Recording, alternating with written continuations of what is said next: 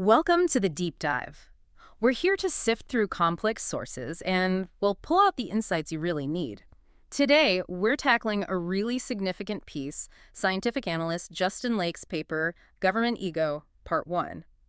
And this isn't just about policy slip-ups. It's a deep, analytical look at why institutions seem to fail consistently in crisis situations, especially human crises. That's right. Lake's paper puts forward this a pretty powerful central argument. He's saying that these crises, think mental health emergencies or volatile domestic situations, they're often bungled. But not just through error or, lack of resources, though that stuff matters. He argues it's often down to institutional pride, what he actually terms governmental ego. Governmental ego, that's a strong phrase. It is. And our mission today is basically to unpack that, to follow Lake's thinking on how this focus on self-preservation and authority, how it actually twists the interventions that are supposed to be about helping people. So the idea is the intervention becomes more about the institution's needs, its image, maybe, rather than the person in crisis. Precisely. Lake argues that when agencies step in, their main goal, maybe subconsciously, maybe not, it shifts. It moves away from solving the actual problem. And instead, it becomes about reinforcing their own authority, their dominance, how they look. And this focus, Lake says, leads straight into something he calls the moral trap. Okay, the moral trap. That sounds like the core experience for the citizen caught in this, right? We absolutely need to get our heads around that. So today we'll unpack how this governmental ego actually sets up these traps, ensnaring vulnerable people, even those just trying to get help. And then, crucially, look at the data Lake uses. It paints a picture of a widespread national problem. All right, let's dig into this key concept first, the moral trap. Lake starts by challenging how we usually see these crisis incidents, especially the ones that blow up in the media. He makes us look at what happens before the flashing lights arrive. What the system eventually calls violence, the thing that justifies a heavy-handed response. Lake argues that's often not the start of the problem. It's actually a reaction to things that happened earlier. Yeah, this is really crucial reframing. He forces you to look upstream, basically. What did we miss? That moment of intervention, the person struggling, maybe lashing out, resisting, that's often just the endpoint of, maybe deep provocation, manipulation, trauma, or sometimes even the system itself escalating things. Right. But the tragedy, Lake points out, is the system is almost designed to ignore that history. That context just vanishes. So the focus lands entirely on the behavior that confirms the need for force. It ignores whatever caused that behavior in the first place. Exactly. Lake's point is, if someone's reacting out of sheer panic or deep mental distress or defending themselves, the enforcement approach tends to just bulldoze past all that complexity. It zooms in on the observable reaction because, that's the easiest thing to justify intervention and control, procedurally speaking. And in doing that, it ends up criminalizing what might be a natural human response, even if it's, messy or difficult. Okay, so if the intervention is framed as being about safety, how does it end up punishing the very people who might be suffering or, like you said, just defending themselves? This is where that moral trap idea gets really scary for the person involved. Well, the trap is essentially a no-win situation. It's a double bind where every option leads to a bad outcome, usually a punitive one. Think about a common scenario Lake might analyze. A family calls 911. Their adult child, who has a known mental health condition, is having a severe paranoid episode, maybe getting aggressive. They're calling, hoping for, but de-escalation, transport to our hospital. Help, basically. Right, help. But the institutional response arrives, and maybe its primary programming is immediate physical control, established dominance. Okay. So when the person who's already agitated and paranoid maybe resists being grabbed or restrained, which is a predictable reaction given their state, that resistance, it instantly gets labeled. It's now aggression against authority. Wow. So the call for help literally triggered the confrontation. It became a self-fulfilling prophecy. That's the trap in action. And it gets worse. If the family tries to step in, maybe explain, no, wait, he's just scared, they risk being seen as interfering, obstructing. Right. They could face charges. Unbelievable. If the individual resists, they face injury, maybe arrest, maybe worse. If they manage to comply, they're often processed through a system designed for criminals, not patients needing care. Lake really hammers this point. People are put in an impossible position. Asking for help can lead to criminalization or harm. Staying silent means the crisis continues, maybe gets worse. That's the moral trap perfected, trapping everyone involved. And that failure, that structural gap, brings us to Lake's point about the lack of true help. He calls it rare in these settings. If the default is control and punishment, what does real, non-ego-driven help even look like? True help, according to Lake, is all about context and mediation. It means, first off, trying to understand the why, investigating motives, getting the backstory, figuring out what's the cause and what's the reaction. It means separating those things out. And crucially, it requires patience. It requires the responders being willing not to assert immediate total dominance. Which sounds like the exact opposite of the governmental ego playbook. It often is. Current interventions, especially if they're led by agencies where control is paramount, they often lack the training or maybe the institutional willingness to do that careful, slower, contextual work. So instead of mediation, you get escalation. And Leake argues this is how the system's failure gets repackaged. It gets turned into what he calls moral theater. Moral theater. Let's unpack that phrase. What does that mean? How does the appearance of control get maintained? And who's the performance for? It's about putting on a show of effectiveness, even if the root problem isn't solved, or maybe even got worse. The system, the institution, it needs to look like it's in control. It needs a visible resolution. Usually that means quickly ending the visible conflict, often by asserting authority. That validates the institution's role, its budget, its power, the audience. Well, it's the public, the media, maybe political bosses. Oh, okay. So the successful arrest, or maybe just declaring the scene secured, that becomes the performance. That's the win. So by arresting the person who was reacting, the institution can say, look, we handled it. Even if that person was, say, the victim of earlier abuse or someone deep in a psychiatric crisis. Precisely. The failure to provide care, to address the mental health need, to mediate the conflict, gets hidden behind this display of decisive action. Lake argues these interventions often ramp up the tension, they alienate the very families who called for help in the first place, and they criminalize vulnerable people. The whole performance reinforces the image of the institution as strong and decisive. But the human cost is immense. It's control, performatively chosen over real help. Okay, that leads us right into Lake's core idea then. Governmental ego as the actual mechanism of failure. He's not just saying institutions are flawed, he's saying this ego is like their operating system in these crisis moments. Yeah, his analysis is very direct on this. He argues that law enforcement, specifically in these kinds of volatile human crises, often acts less like a neutral problem solver and much more like what he calls an authority-driven actor. And if the whole institutional response is geared deep down toward preserving its own authority above everything else, then the way it handles any crisis gets warped. Human need takes a backseat. When you say authority-driven action, it sounds like the system is almost set up to fail the person but succeed at protecting its own image. How does Lake break that down? How does this ego actually work in practice? How is it preserved on the ground? It shows up in a few key ways operationally. First, think about training, what's emphasized. Often, it's heavily focused on control, achieving compliance, following procedures to the letter. The underlying assumption is that immediate compliance is essential, maybe for officer safety, maybe just for efficiency. Lake points out that this framework tends to see non-compliance, especially from someone who might be mentally unwell or just terrified, not as a symptom needing patience, but as a direct challenge, a challenge that has to be met, often with overwhelming force. So the response isn't calibrated to the mental health crisis itself, but to making sure the institution looks like it's in charge. That's the preservation of institutional dominance right there. Exactly. If the crisis can be ended quickly, even if that means using force, potentially lethal force, and if ending it that way makes the institution look decisive and unquestionably in control, then from the ego's perspective, that's a successful outcome. Even if it's a human tragedy, the ego demands that looking in control is the top priority. And this framework, this governmental ego, it turns real human suffering into a backdrop for a power play. Lake uses some really stark language here. He says the person in crisis becomes a stage prop. That metaphor is key, I think, to understanding the dehumanizing effect. When the responders see the person primarily as a threat to manage or an obstacle to overcome, rather than, say, a patient needing care or a person needing mediation, their actual humanity kind of fades out. They stop being someone's child or partner or neighbor.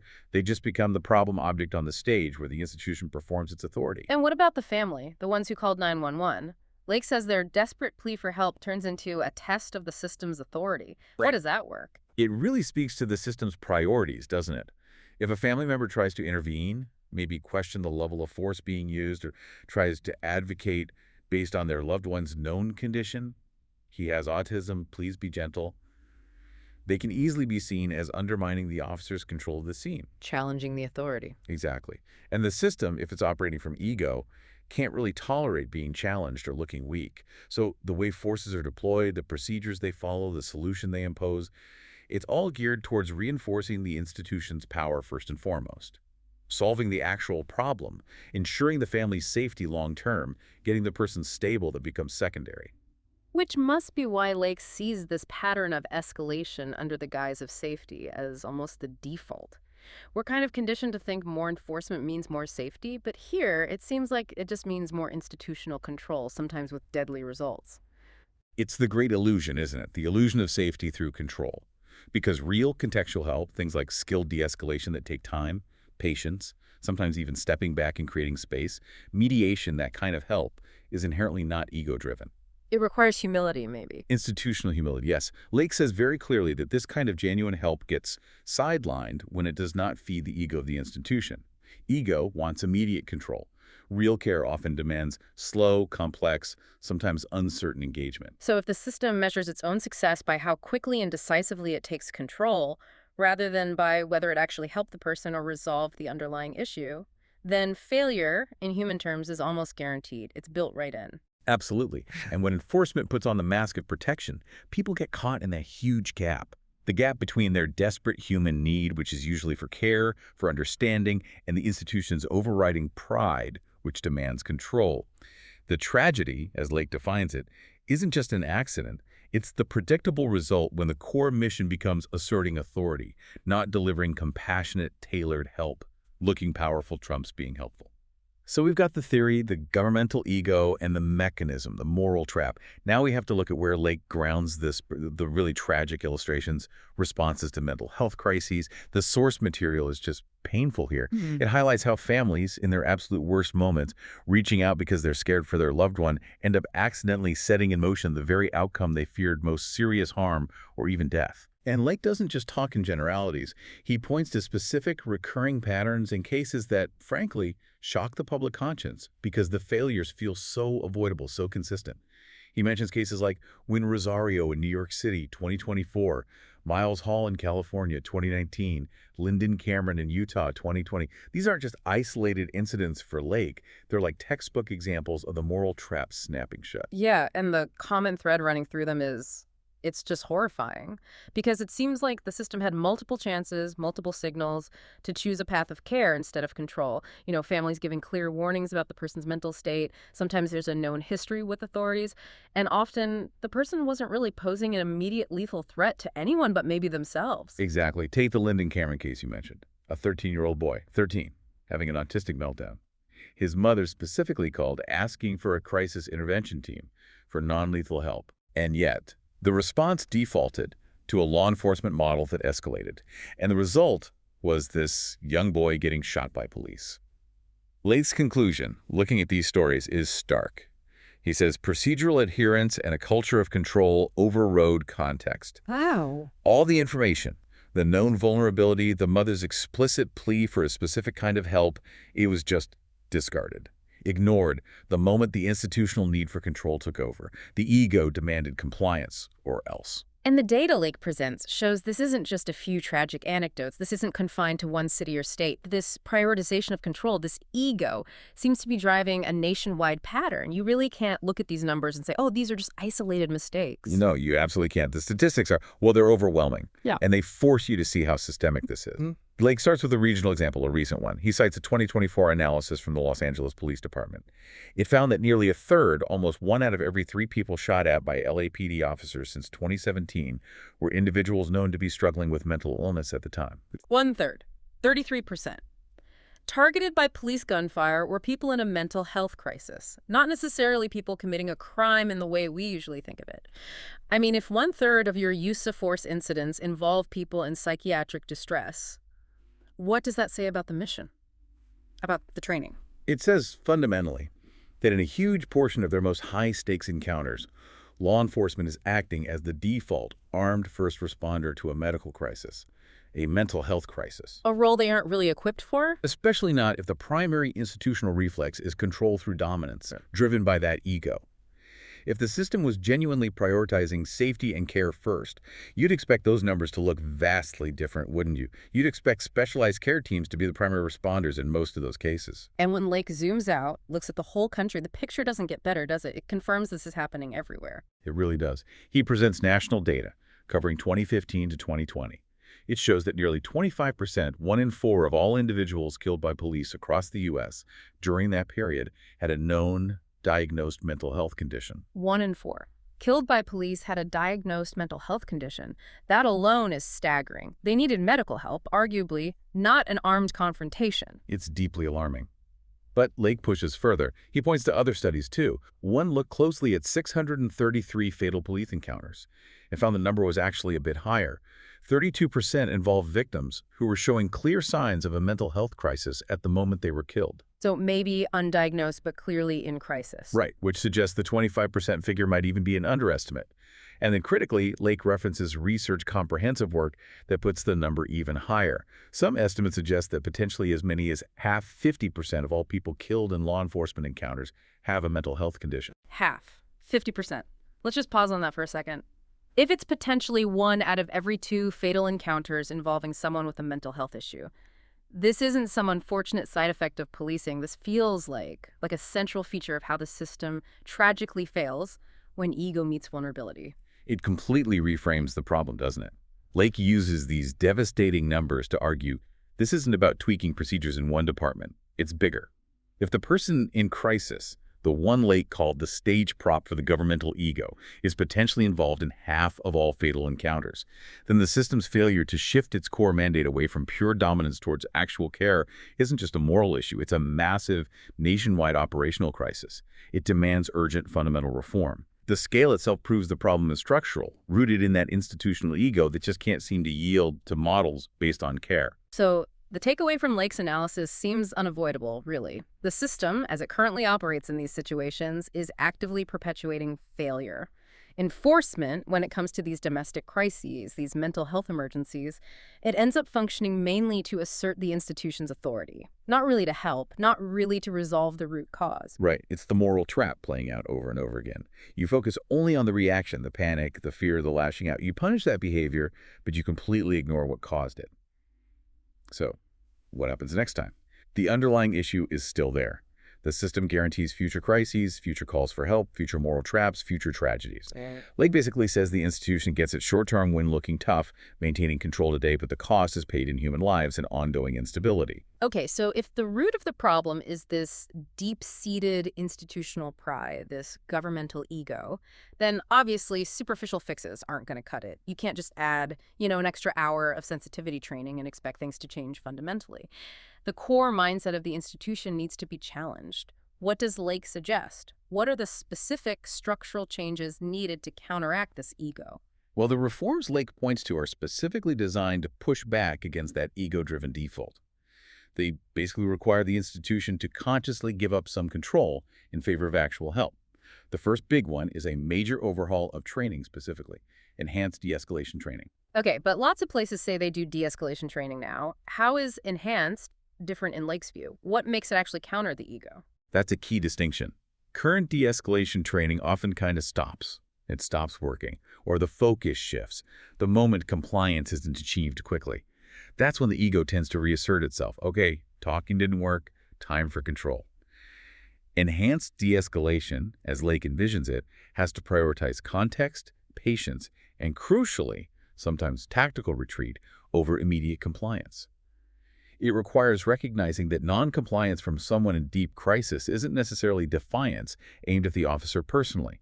It's often a symptom of their condition. This means a huge cultural shift is needed, away from the idea that failing to get instant control means the officer failed, and towards an understanding that sometimes patience, creating a space, slowing things down, that is the highest form of professional control and safety in that moment. That makes sense. And that kind of approach probably needs more resources, which connects to his second point, right? Funding. Absolutely. You can't just train differently. You have to fund the alternatives. Lake stresses the need for a massive increase in funding for community-based mental health services. crisis response teams that are not law enforcement. He argues that the reason armed officers end up responding to so many psychiatric calls is partly because the actual community-based mental health infrastructure has been historically underfunded or even dismantled in some places. Nature abhors a vacuum. Exactly. That vacuum gets filled by the default authority-driven actor law enforcement, which then almost guarantees the kind of escalation Lake describes. You can't solve the ego problem without building up a robust alternative system that's actually designed for human need, not just control. Which leads directly to the third and maybe the most radical suggestion, alternative response models. These are designed to completely bypass the governmental ego issue, aren't they? That's precisely their point. Models like Cahoots in Oregon or others popping up, they explicitly prioritize care over control.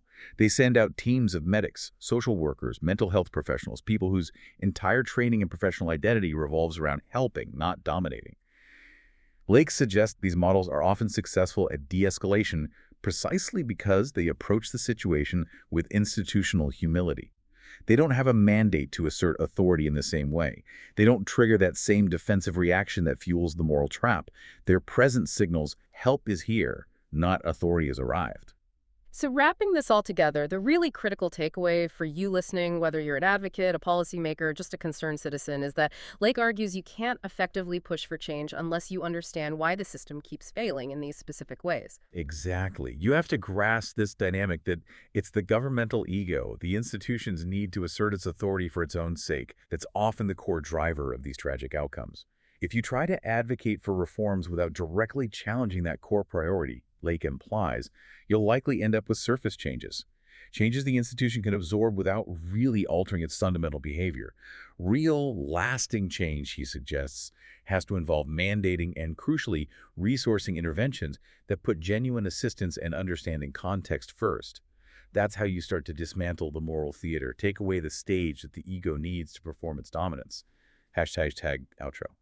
Well, this deep dive into Justin Lake's government ego, part one, certainly gives us a lot to think about. It's a challenging, but I think really powerful framework for understanding why crisis management fails so often. We've looked at how this institutional pride, this ego, can twist a call for help into a dangerous test of authority, creating these terrible moral traps for people at their most vulnerable. And we've seen the really sobering data Lake uses to back this up, particularly those national statistics, nearly 25% of people killed by police having a diagnosed mental health condition, and potentially estimates suggesting it could be as high as half. Those numbers just scream that procedural rules and the culture of control, likely driven by that institutional ego, are consistently overriding basic human vulnerability, and the result is preventable deaths happening all across the country. Yeah. Lake's work really challenges us to look beyond just tweaking policies here and there. It forces us to question the fundamental operational mission of the agencies involved, which, in these crises, seems to default to control above all else. And that brings us right to our final provocative thought for you to mull over. Building on Lake's analysis, if institutional dominance, that governmental ego, actually relies on escalating crises and criminalizing reactions, then how profoundly must the mission, the very identity of law enforcement, need to be redefined? From how officers see themselves to how success is even measured. How do we fundamentally shift that balance away from the comfort and the tragedy of performative control towards genuine, consistent help? What does the end of governmental ego actually look like on the street, in practice? That's the question we'll leave you with today. Thank you for joining us for the Deep Dive. We hope you join us again soon for more insights from the cutting edge of analysis.